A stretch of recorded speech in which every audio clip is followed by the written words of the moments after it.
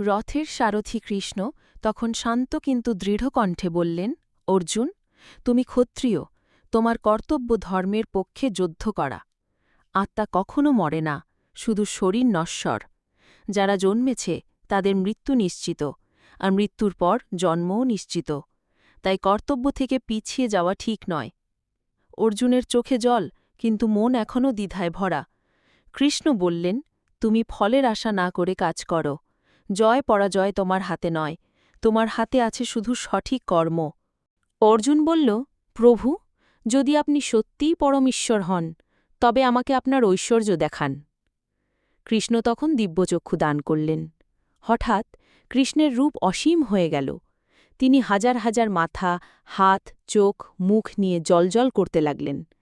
তার শরীরে সূর্যের মতো হাজার আলোর ঝলকানি। আকাশ পাতাল ভরে উঠল তার মহিমায়। দেবতা, ঋষি, গন্ধর্ব সবাই